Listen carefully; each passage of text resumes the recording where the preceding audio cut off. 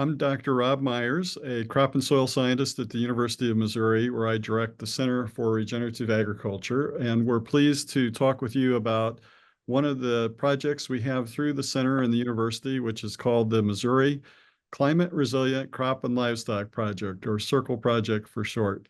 This is a project funded by a $25 million grant from the U.S. Department of Agriculture, and it's specifically administered through the Natural Resources Conservation Service.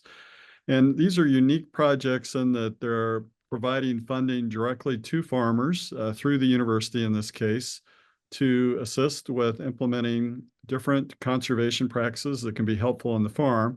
Today, we're going to focus on nutrient management in particular. But to start with the presentation, we'll also highlight a few other components of this project.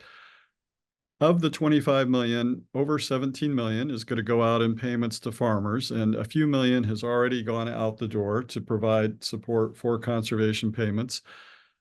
We are also providing a variety of educational and technical assistance, which we feel is equally important to implementing these practices successfully for the long term.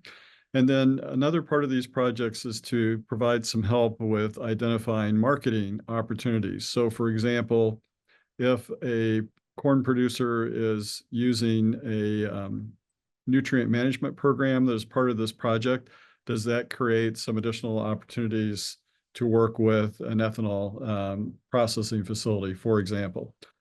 So with that, I guess before I get into the slides further, want to thank Dr. Newell Kitchen, a soil scientist who has been coordinating this effort, working closely with Andrea and Mitchell Rice. And the three of them have done a great job helping roll out our nutrient management program and work with ag retailers in the state to set up for our certification. So they'll talk to you more about the details of that. I will give you a little bit of overview of the overall project. So Newell, we can go to the next slide. This is truly a partnership project, which these USDA grants were intended to do. We have 24 organizations involved in the project, 14 of whom are receiving funding to be active participants with the project. So at the University of Missouri, we're coordinating it, but I want to stress that we have a lot of partners that are playing a big role in the project. We're working with Lincoln University, several of our commodity organizations, including Missouri Soybean, Corn, and Cattlemen. We have a number of nonprofit organization partners, agency partners, and agribusiness partners. Next slide. There are several components to this program in terms of incentive payments. I'll touch on each of these briefly in the following slides, but the first four you see listed here are cover crop payments. We just finished the enrollment for that yesterday for year 2. This is a 5-year project, by the way, and it started in April of 2023. We've had great interest in these opportunities. Last year, the first year of the project, we had over 600 farmers enroll for the various programs on acreage that amounted to about 100,000 acres in Missouri. And this project is focused on Missouri, I should have mentioned.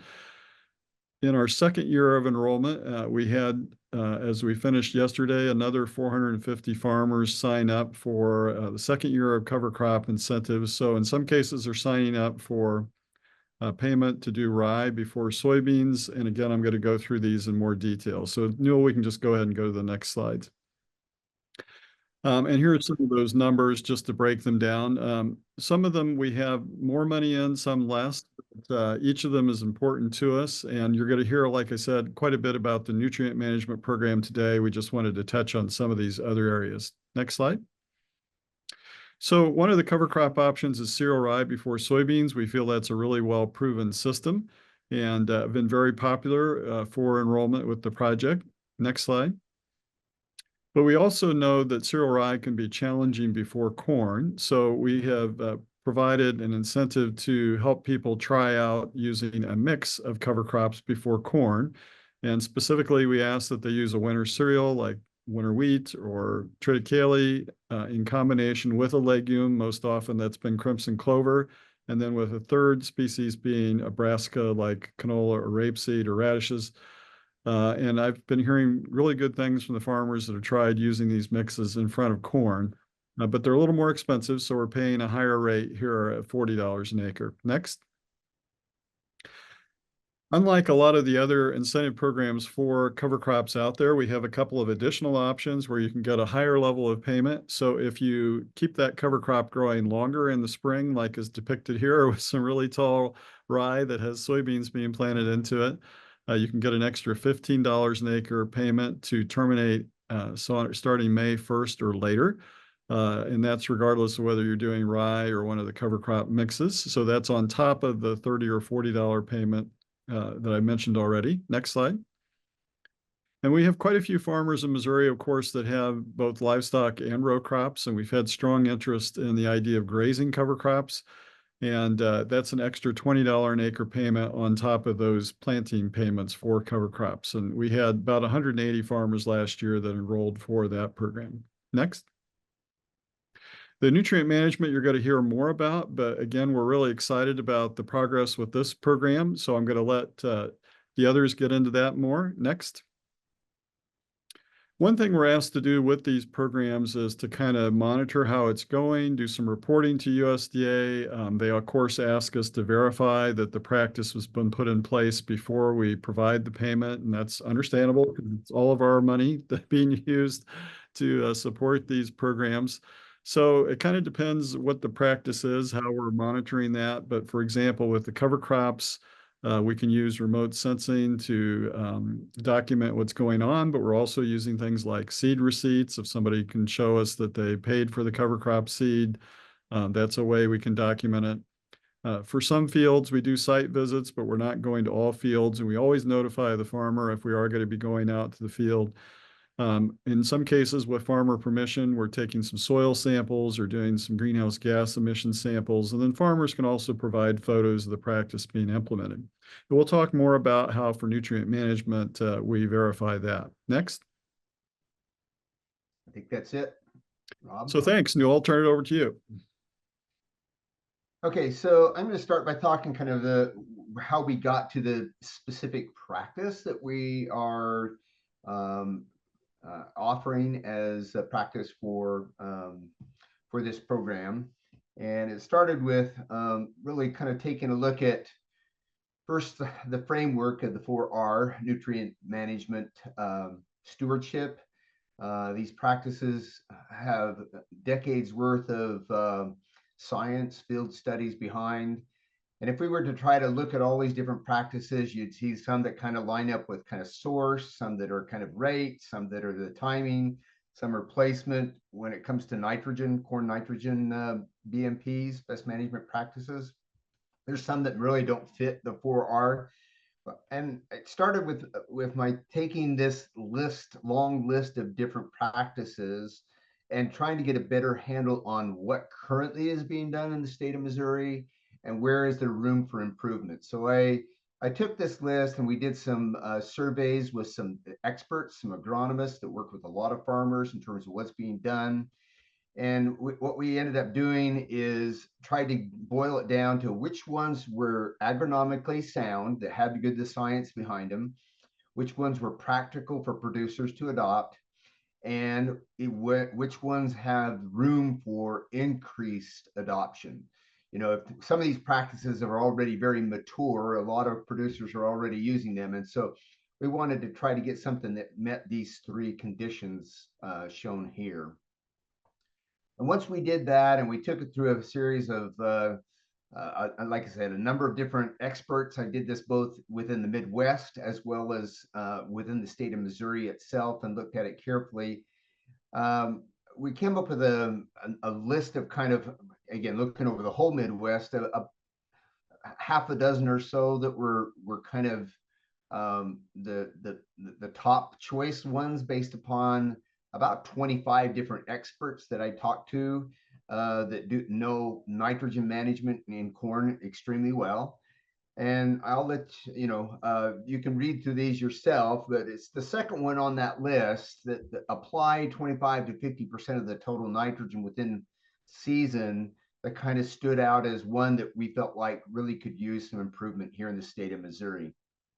And so with that, we, the project moved forward and we're using this 4R framework as a part of kind kind of employing this practice, or at least encouraging this practice through the incentive program. As I mentioned, it started with this detailed survey.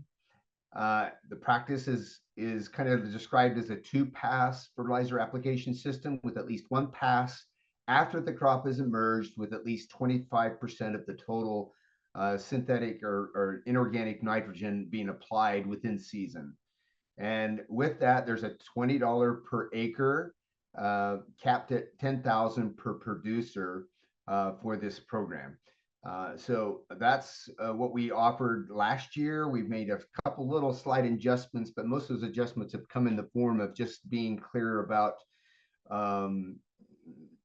different questions that farmers have had relative to, well, does this apply? Does that apply? And so we've just tried to tighten it up to where it makes it clear. And I think we've done a pretty good job at that. And I'm using the word we because it has been myself and Andrea and Mitchell Rice with the Missouri Fertilizer Control Board that I've been working closely with, as Rob indicated at the beginning, as a part of kind of putting this whole thing together. I'm going to end with this little section of my presentation with this quote. It's one of my favorites when it comes to nitrogen in corn. Come out of Purdue, but that doesn't mean it doesn't apply for us here in Missouri. Remember that nitrogen use in corn is part of a complex biological system that interacts with everything under the sun and is difficult to model with computer programs. We cannot accurately predict the weather. We cannot accurately predict soil nitrogen supply or availability throughout the year.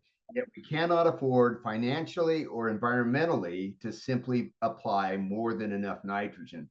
And it's nitrogen management in corn is it's a bugger. It's a struggle.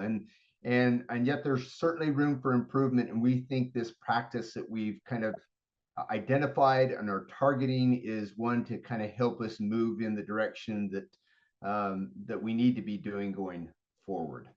So with that, I'm going to hand off now to Andrea and Mitchell so that they can talk a little bit about their part in this program.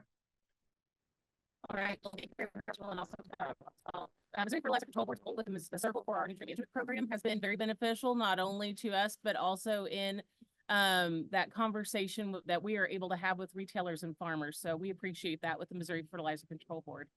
So the forest nutrient stewardship in Missouri, we'll just give a quick review of the forest nutrient stewardship principles in Missouri Fertilizer Control Board. Mitchell will talk about the forest certification process and the current status for our retailers. Next. So the 4 R's of nutrient stewardship are to apply nutrients from the right source at the right rate, at the right time, and in the right place. And by doing this, we're able to meet farmers where they are. We're not expecting everyone to be a complete master at this yet. We're just asking people to start where they are now and take that up a notch and step up their nutrient management plans. And this program is allowing us to do that and assist retailers in having that conversation with their own customers. So Missouri Fertilizer Control Board and the 4 R's, we've began this process of 4R certification in 2019, and the Missouri standards were finalized in 2020. Just in case people don't know, the 4R program and certification is part of research, education, and outreach, which we are legislatively required to conduct as far as the Missouri Fertilizer Control Board is concerned. In addition to that, our primary role is to be a quality control agency, making sure that consumers who purchase fertilizer are getting the quantity and the quality that they are expecting. So this falls under that umbrella of research, education, and outreach. That second point, certification began in pilot counties under a soil and water process, and then moved on to expand regionally as we developed the Circle program. And then additional staff was hired last year. That was Mitchell with the Missouri Fertilizer Control Board in April to expand that role and conduct audits with the retailers. Yeah, and on the 4R certification process, I've been sending letters and emails and phone calls through, to all licensed fertilizer dealers in the state of Missouri. Being the Fertilizer Control Board, we have access to those. Everybody's had at least 2 touch points. We have a 19-point audit process that has been certified by the TFI and overseen by the TNC both. Going over training educations, one area of The next area is recommendations. So we have to go over the recommendations that the retailers do. The application process, it's training for both their applicators and the sales staff, and then documentation of all these processes. Most of all, the application process. We do ask for a grid or zone soil sampling from the for our certified retailer. The sample, we can base these off samples 4 years old or less. The nutrients need to be applied with a 90% accuracy of the nutrient management plan, with a minimum of 2 applications on nitrogen. So what we were saying was that we can do this through invoicing and have the producers write the in the FSA number and farm number on their invoices by hand if they needed to, just to have that reflected on there. Some retailers are finding it helpful to have that in their bookkeeping system attached to those field numbers, because it's helpful with other cost share programs as well, but that is by no means required. Okay, so current status of for our certified retailers. Mitchell has been working on this diligently. Yes, and we are up to 106 retail locations throughout the state. I have a couple more I'm working on next week, so we should be the 108 next week. And then there are also 3 advisors who just write the programs, and they use fertilizer from, usually most of them all use a 4R retailer, but they work together in harmony. So the way we have done the forest certification program, we have been working on certifying those retailers geographically as we have worked through the Circle program. So last year, Mitchell was focused mainly on the Northeast and Central Missouri area, and that region is near completion. Western Missouri, so pretty well anything west of 65 is in progress, and he's wrapping that up now. And the Southeastern Missouri area will be beginning this fall. Signups for that will be next year, so for cropping season 26. So here's a map of the current status of the forest certified retailers. As Mitchell said, at this time we had 102, now we have 106. And you can see there the green zone will be priority 2 this year, because those counties had an opportunity to sign up through the Circle program last year. Yellow will be priority 1 this year, and then next year we'll be working on Southeast. So whenever the producer is applying for the Circle grant, they will have to click which certified retailer they will be using. In case you're curious before you even start that application process, or if you're a retailer and you're curious if you've done that through another location or management, you can find that on our website. It is mofcb.com/4R certification, and you can see the full list of certified retailers and advisors there. And then finally, here's our contact information, or specifically Mitchell's, as he's working on the certified retailer program and working with those retailers. So if you're a retailer and you're interested in becoming certified, or if you're a producer and you don't see your retailer on that list, please give him a reach out. There's his email address, and we would be more than happy to work with them and be able to get as many people in the program as we can. So the next thing, we're going to talk a little bit about the process of actually enrolling in this practice. Actually, I'm going to back up and just leave the screen blank here for a second, because one of the things that I think Rob and his team at the center thought about very carefully and early on in this project realized was they did not want producers to be turned away because of the process. Sometimes there's one of the biggest barriers to adoption is the process of being able to enroll in these things.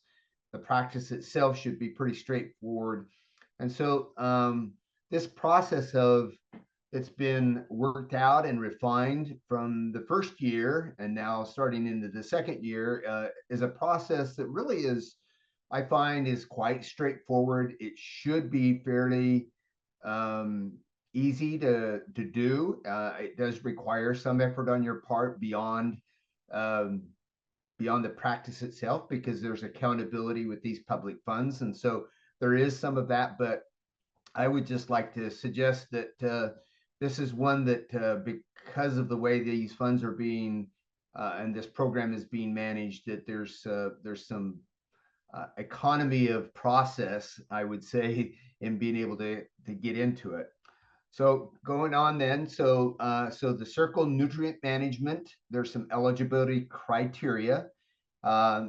First, you've not received a Missouri Soil and Water or NRCS program cost share incentive payment for the same practice on the same acres in the same year.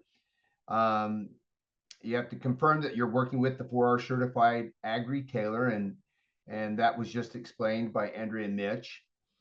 And one of the other criteria is we want this to be educational, because that's how we kind of move the needle with decisions going forward, is help everybody understand that there's some things that you can employ that have some good science behind it. So there's a set of educational videos that we will ask each enrollee to listen to or watch, and it's about 30 minutes. Right now there's 4 of them, and there's going to be some additional ones, but I think the total time involved there is about 30 minutes or less. So this is kind of the 4 steps in this process. As of today, August 1, you can get signed up for the 2025 growing season. So the step 1 is applying. It's a web-based application through a program called FarmRaise. This year 2 of applications for that next season is between August 1 and September 30th.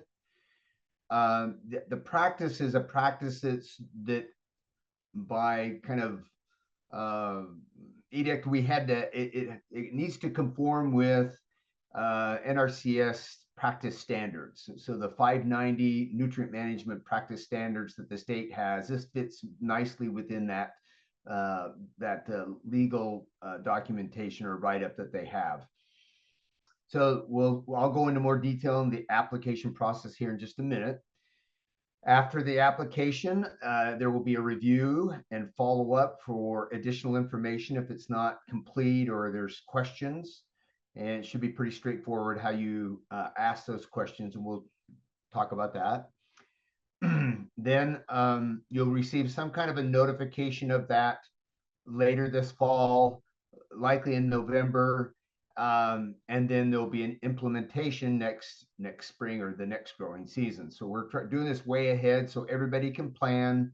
And because of that in-season nitrogen application, if you've been a fall only nitrogen person as a part of getting your nitrogen out there, then you got to be able to plan for that now and early this fall instead of waiting until next spring, because otherwise you're going to kick yourself out and not be eligible.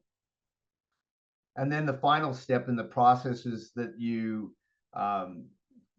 there's a certain amount of monitoring that will be going on some of the fields, but you report. There's other farm information that you have to that you'll be asked to provide, and then there's verification of the practice. So verification of it can be in the form of invoices, as applied maps, photos. There's some specific information that's needed relative to the total nitrogen applied, nitrogen fertilizer applied, and how much of that came in the form of the within season application, the second application, or at least the within season. So that's kind of the 4 major steps to this program. So if you go on to the Center for Regenerative Ag site, you should see something that looks like this right at the front.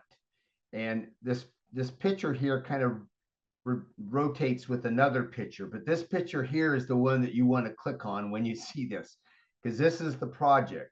And when you click on this picture, it'll immediately take you to the description of the project that at the kind of the whole project level, like that Rob was talking about.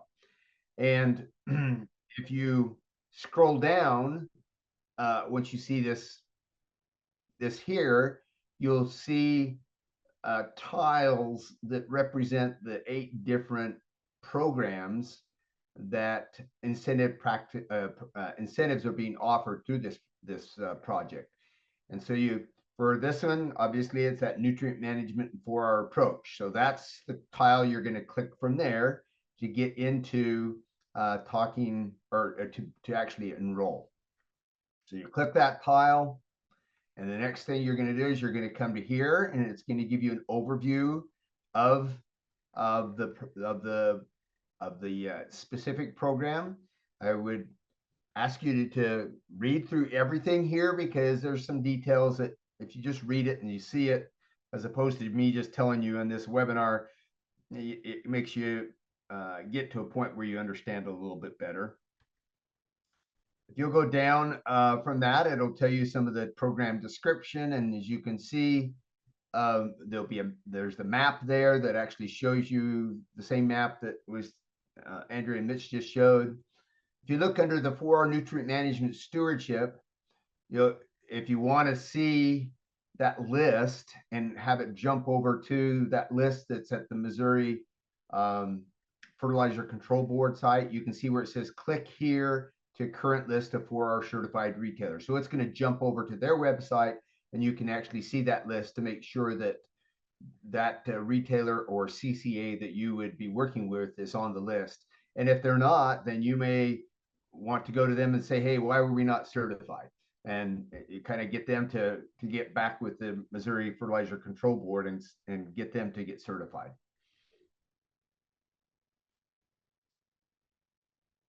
So if you go down to the bottom, you'll see something that looks like this. It says apply now. So this is the button that you're going to push. That's going to put you over into this program called Farm Raise. And so you click on that apply online, and it's going to pull up something like this. So you will have to set up an account with Farm Raise. It's pretty straightforward. Most of you have done many accounts, and you'll have to come up with a password and make sure you keep track of that. And then after making an account, you can log in. Once you get in Farm Raise, it's going to take you through, you'll see a panel, a dashboard that kind of outlines the different steps. We call them modules. And what you're going to be doing right up front is just apply for the nutrient management. Now, I did this kind of for myself just to make sure I understood all the steps well, and you can see it says that it's done. When you first log into that, it's not going to say done. You're going to then click on that apply for nutrient management, and it's going to take you through the series of questions that you need to answer to get through the enrollment process. I think it depends on how many fields that you have, but most have been able to do this enrollment process in a matter of 10-15 minutes. If you have the farm number, FSA farm, track, and field number, you will need that for this. And so it's a good idea to have those in front of you when you go to do this enrollment. There's some that are probably going to have questions, but we'll pause here in just a few minutes so we can come back and you can ask some questions about that enrollment process. But then after enrollment, and we look at everything and make sure everything is okay, if enrollment is greater than the funds that we have available, there may have to be some scoring based upon priority, and I'll talk about that. At some point down the road, probably in the wintertime, there'll be a contract that'll be assigned. That's through the University of Missouri that sets this whole thing up to where payment can be made once the practice is completed and verified. Third module is submit additional farm information. That's a series of questions that USDA NRCS is asking us to include as a part of this. Again,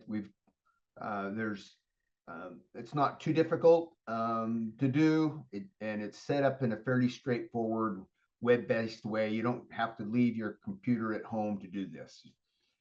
There's upload a subsidiary print, and my understanding, this is a document that I think the Farm Service Agency provides that basically establishes that you're compliant with general conservation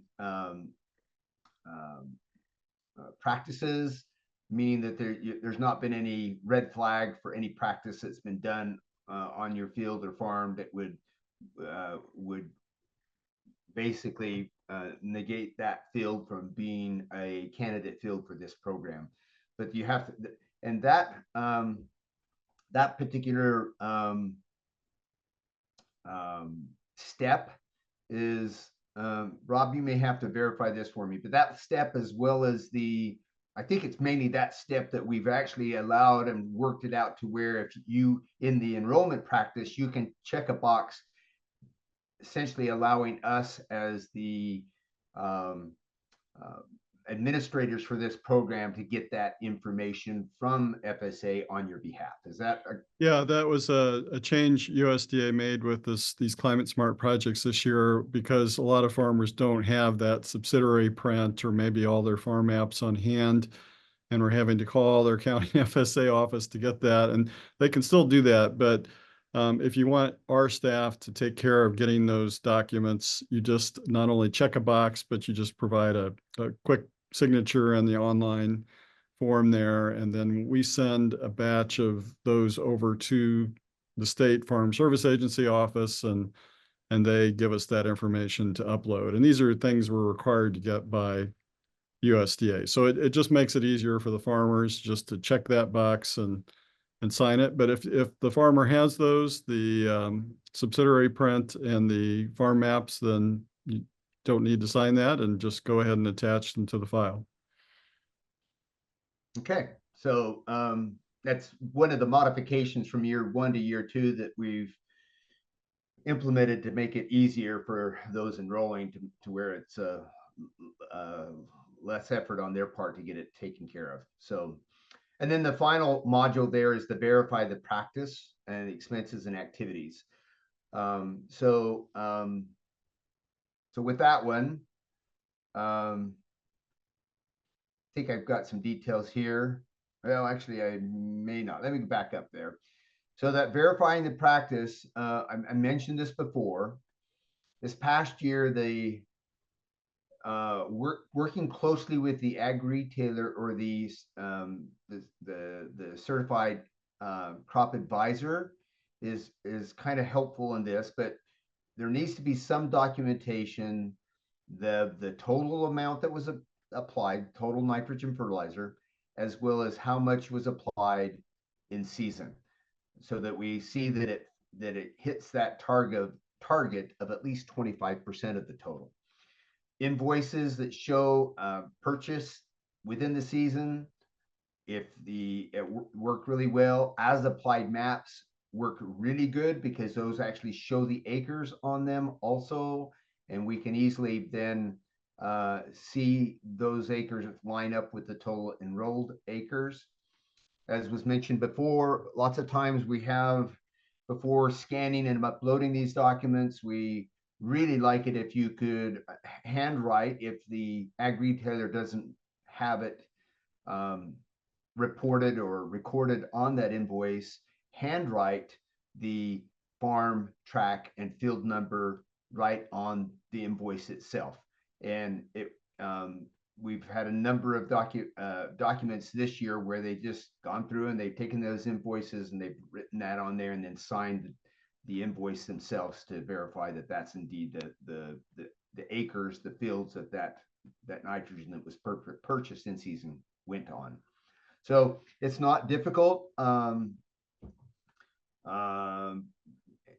It's just being able to plan enough in time ahead of when you're doing that practice to make sure you're getting that documentation that you can upload. And you can see with these buttons, there's over here on the side, there's an upload. So when you click on that, it's basically going to be drag and drop those documents into FarmRaise. That immediately puts that with your application. We can review it. And then from there, once everything is done, we fairly quickly process the paperwork with the university, and some farmers want direct deposit into their bank accounts, and some want it to be in a check form. You have that option either way to do that. So, details for this cropping season. The highest priority will be to applications from the western half of the state, the ones that have come online with the 4R certification. Acres not having received this specific practice since 2020. So there will be a question that's asked in the enrollment process that will say, ask you whether or not that has been done, and then enrollment date. We don't have any idea how many enrollment applications we're going to get, but if it exceeds the funds, then we are going to have to go through some kind of a prioritization, and these are the 3 criteria that are going to be used for that. So certainly getting your enrollment application in sooner as opposed to later is a good idea. Here's a few details that you'll see that we have specific on the practice, a little bit more than what I've stated before, because we had a lot of questions. Well, what is this? What about this? What about manures? What about biologicals? Well, we had to kind of make sure everyone knew what we were talking about. So this is the specific practice, and it excludes sources other than legume crops, manures, compost, biosolids. And the reason why we have to is because it's not that the crop's not going to get nitrogen from some of those other things but it's much more subjective. It's harder to quantify how much you're getting. And so it's really hard to know whether or not you're meeting that 25% in season if you're using a bunch of other sources to kind of get to that. However, if you're using those others and you're giving some credit for some of those other things, for example, let's say you're only putting on 100 pounds total synthetic nitrogen fertilizer, inorganic nitrogen fertilizer. Well, if you're putting on 125 pounds of it goes within season, you're still hitting this target practice criteria. Applications are accepted from the 1st to the September 30th, and depending on the number of applications received, we could shorten or elongate that window. We're just going to monitor it on a kind of a week-to-week basis and see how many we get, and we'll go from there.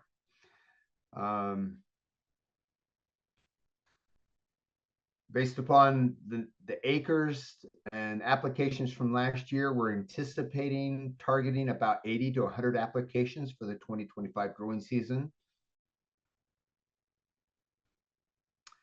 And with that, I think we're to a point where we can pause, and maybe Andrea and Rob and the 3 of us can come back on. And I don't know if Makita's got, if there's some questions out there you can put in the chat, she can read those off and we can answer them that way. Or there's a Q&A section there too that you can, I think, drop a question into. Well, Newell, I have one for you. You showed the map earlier and you indicated that the western side of the state would be prioritized, but I just wanted to clarify, we still would be accepting applications from the northeast part of Missouri. And then if somebody is on listening today that's from southeast Missouri, the opportunity in that region will be next year. So is that a fair summary? That is correct. And part of this, it kind of goes back to this process that the Missouri Fertilizer Control Board is going through in terms of certification, and you know, traveling around and helping and getting them all through that audit process that Mitch was talking about. It just takes time. And so unfortunately, the southeast portion of the state is probably going to be, well, it's the last to go through the certification process, even though many of those ag retailers are probably already compliant, but getting them through the audit and the official certification is happening this fall and into the winter. For this particular practice, there's a lot of corn acres down the southeast actually that already use an in-season. That doesn't disqualify them for this at all, but so I years ago that worked with some farmers down in that area on some research projects, and many down in that area already do a within season, significant amount of within season nitrogen fertilization. I'd like to end with by then saying that I think that there's beauty in the simplicity of the enrollment and the process.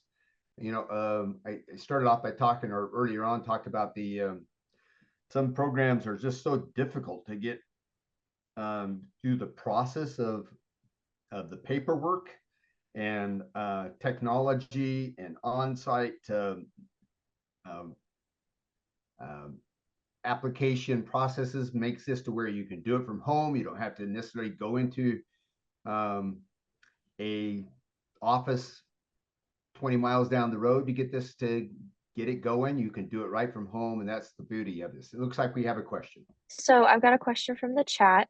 It says, I currently apply 180 of nitrogen in the fall, side dress 40 during growing season. So what would be my 25%? So if you take 40 and divide that by 220, you may not quite be there. It's 55, Noel. If they were applying 220 pounds total, 55 pounds would need to be made in that second pass. Yeah. And 165 in the first pass. Yeah. Yep. So there needs to be a little tweak there in order to get that to comply with the program. Rob, why don't you also speak a little bit to the limits, not just this specific program limits, but the project level limits?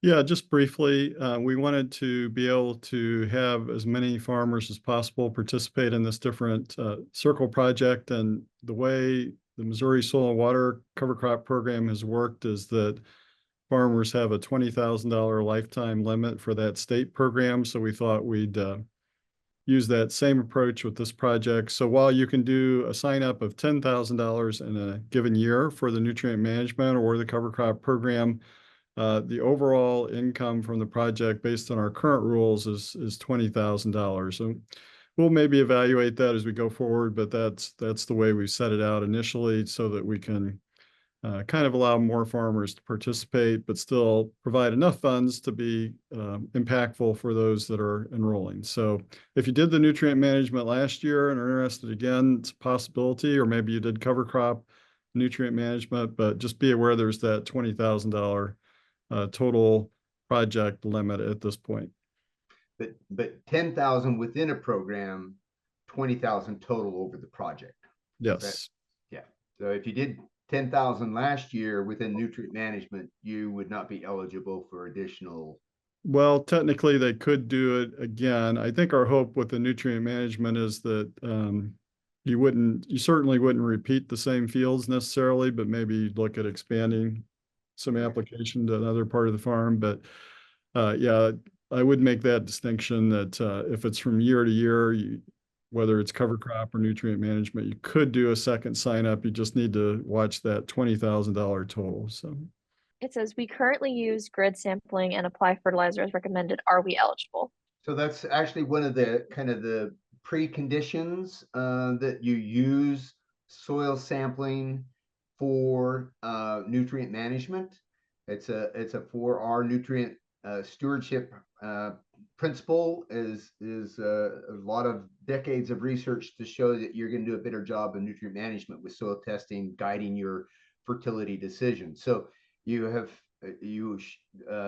the requirement is that you're using soil samples, either grid or zone, 20 acres or less zones, for within the last 4 years for doing that. There are several that said, yeah, but I haven't done my soil sampling for 2025, but I plan on doing that. That's okay. I mean, I'm going to be doing it this fall or late this fall, or for doing some phosphorus potassium applications for next spring. We will be asking you to kind of verify that, but yes, that's fine. A lot of individuals growing corn will kind of wait till right before the corn to do that soil sampling. We have one more question. Oh, Sorry, Newell, this one just came in. All right. It says, how often do you have to do grid sampling? That's a good question. I think if I read the 590 NRCS 590 language correctly, if it's a new field that's not been soil sampled, they want it to be on a 2-year cycle. But if it's a field that's been soil sampled in the past and you're just refreshing the nutrient management plan, that it's a 4-year cycle that they would like to see that on. I don't know, Andrea, if you or Mitchell have clarification specific to that question. Yeah, Newell, anything in the 4R certification guidelines require a 4-year soil sample cycle. So if they were brand new, NRCS is showing 2 years, that's great, we'll take them. But if it's somebody on a current soil sample, that'll work as long as it's been in the last 4 cropping seasons. I'll make one more comment and thinking about it. So once you get signed into Farm Raise and you get the account and you get your enrollment, you should be getting and complete that enrollment. You should be getting an email back using that email account or email that you enrolled under, verifying it. It should provide you a summary of the information you provided. Some like a hard copy to be able to go back to that. You may want to, rather than let it get lost in the email folder of whatever, you may want to print that out and have it a folder, a hard copy folder that you're putting that into so that you can go back to that. But the process of going back and doing those additional modules, there'll be prompts through your email and logging into that account that will help you kind of do the additional steps past the original enrollment. So it's not too difficult, but you can't and there were a few people that actually said that their farm raise got that notification got kicked out into their spam folder. I don't think that's been that's rare, but if you don't see an email immediately after your enrollment, you need to go out there and look and see if it did go into spam and make sure that you click on it to where it doesn't, that particular source doesn't get thrown over there in the future.